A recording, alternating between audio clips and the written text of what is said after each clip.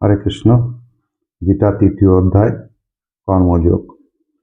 অর্জুন বললেন, হে জনার্দন, যদি আপনার মতে কর্ম অপেক্ষা জ্ঞান শ্রেষ্ঠ হবে, তবে হে কেশব আমাকে এই ঘোর কর্মে কেন নিযুক্ত করছেন? উভয় অর্থবোধক মিশ্রিত সদৃশ বাক্য দ্বারা আপনি আমার বুদ্ধিকে যেন মোহগ্রস্ত করছেন। অতএব একটি পথ আমাকে নিশ্চিত করে বলুন, যাতে আমি শ্রেয় লাভ করতে পারি। ভগবান শ্রীকৃষ্ণ তখন বলছেন, হে নিষ্পাপ অর্জুন, ইহলোকে দুই প্রকার নিষ্ঠা আছে। তা পূর্বেই বলেছি। সাংখ্যযোগের নিষ্ঠা জ্ঞানযোগে এবং যোগীর নিষ্ঠা কর্মযোগে হয়ে থাকে।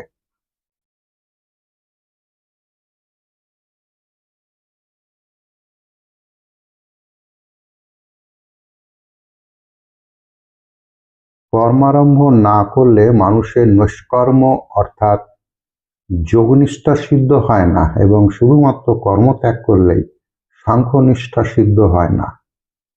কেউই এক মুহূর্তও কর্ম না করে থাকতে পারে না, কারণ সকল মানসিক প্রকৃতিজাত গুণসমূহের প্রভাবে অবশ্যই কর্ম করতে বাধ্য হয়। There is no man without performing any action, even for a moment, by the mode born of nature. যে মূঢ়বুদ্ধি ব্যক্তি কর্মেন্দ্রিয়গুলিকে সংযত করে মনে মনে ইন্দ্রিয়গুলির বিষয়ে চিন্তা করে, তাকে মিথ্যাচারী বলা হয়। কিন্তু হে অর্জুন, যিনি মনের সাহায্যে ইন্দ্রিয়গুলিকে সংযত করে অনাসক্তভাবে কর্মেন্দ্রিয়াদির দ্বারা কর্মযোগের আচরণ করেন, তিনি শ্রেষ্ঠ। তুমি শাস্ত্রবিহিত কর্তব্য কর্ম করো, কারণ কর্ম না করা অপেক্ষা কর্ম করা শ্রেয়, এবং কর্ম না করলে তোমার দেহযাত্রাও নির্বাহ হবে না। যজ্ঞের নিমিত্ত ভিন্ন অন্য কর্ম বন্ধনের কারণ হয়।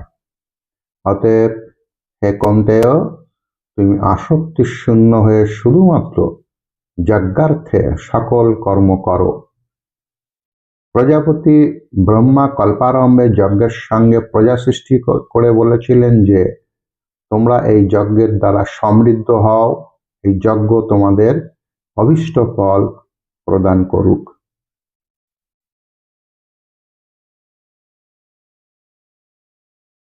তোমরা এই যজ্ঞের দ্বারা দেবতাদের সংবর্ধন করো, এবং দেবতাগণও তোমাদের উন্নত করুন। এইরূপে নিঃস্বার্থভাবে পরস্পরের সংবর্ধনের দ্বারা তোমরা পরম কল্যাণ লাভ করবে। যজ্ঞের দ্বারা সংবর্ধিত হয়ে দেবতাগণ তোমাদের অভীষ্ট ভোগ্য সামগ্রী প্রদান করবেন। এইভাবে দেবতাদের প্রদত্ত ভোগ্যবস্তু যে ব্যক্তি দেবগণকে নিবেদন না করে স্বয়ং ভোগ করে, সে নিশ্চয়ই চোর। যজ্ঞাবশিষ্ট অন্নের ভোক্তা শ্রেষ্ঠ পুরুষগণ সর্ব পাপ হতে মুক্ত হন, আর যে পাপাত্মাগণ নিজ শরীর পোষণের নিমিত্ত অন্নপাক করে, তারা পাপই ভক্ষণ করে। সকল প্রাণী অন্ন হতে উৎপন্ন হয়, অন্নের উৎপত্তি হয় বৃষ্টি হতে, বৃষ্টি হয় যজ্ঞ হতে, এবং যজ্ঞের উৎপত্তি হয় বিহিত কর্ম হতে, কর্ম উৎপন্ন হয় বেদ হতে, এবং বেদ অবিনাশী পরমাত্মা হতে উৎপন্ন বলে জানবে। এর দ্বারা প্রমাণিত হয় যে সর্বব্যাপী পরম ব্রহ্ম পরমাত্মা সর্বদাই যজ্ঞে প্রতিষ্ঠিত আছেন। হে পার্থ, যে ব্যক্তি ইহলোকে এইরূপ পরম্পরাগতভাবে প্রচলিত সৃষ্টিচক্রের অনুবর্তন না করে, অর্থাৎ নিজ কর্তব্য পালন করে না, সেই ইন্দ্রিয় সুখাসক্ত পাপী ব্যক্তি বৃথায় জীবন ধারণ করে।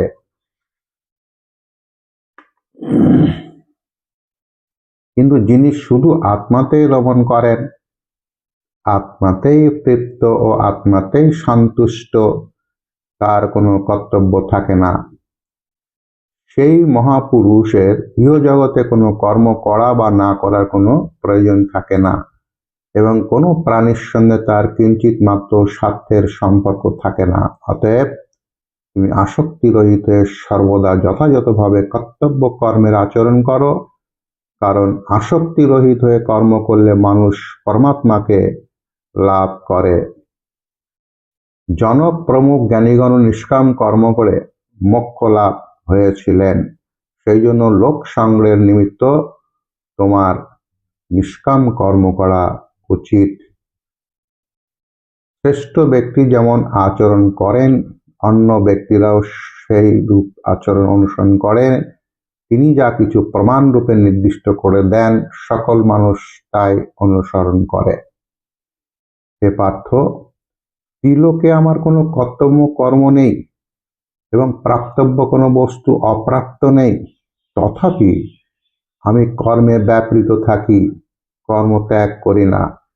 কারণ হে পার্থ, আমি যদি সাবধান হয়ে কর্মে ব্যাপৃত না থাকি তাহলে অত্যন্ত ক্ষতি হবে, কারণ মানুষ সর্বভাবে আমার পথেরই অনুসরণ করবে। সেই হেতু আমি যদি কর্ম না করি তাহলে এইসব লোক উৎসন্নে যাবে, তথা আমি বর্ণসংকর ঘটানোর হেতু এবং প্রজাগণের বিনাশের কারণ হব। হে ভারত, কর্মে আসক্ত অজ্ঞ ব্যক্তিরা যেরূপ কর্ম করে, আসক্তি বর্জিত বিদ্বান ব্যক্তিও লোক সংগ্রহেতে যেন সেই কর্ম করেন। পরমাত্মার স্বরূপে স্থিত অবিচল জ্ঞানী ব্যক্তি যেন শাস্ত্রবিহিত কর্মে আসক্তি সম্পন্ন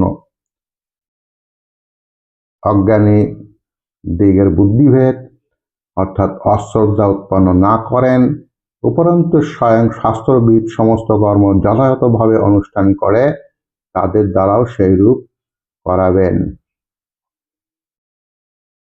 বাস্তবে কর্ম সর্বপ্রকারে প্রকৃতির গুণের দ্বারা সম্পন্ন হয়, কিন্তু যার অন্তঃকরণ অহংকারে মোহিত সেই অজ্ঞ ব্যক্তি মনে করে আমি করি, অহংকার ও বিমূঢ় আত্মা কর্তা অহম ইতি মান্যতে।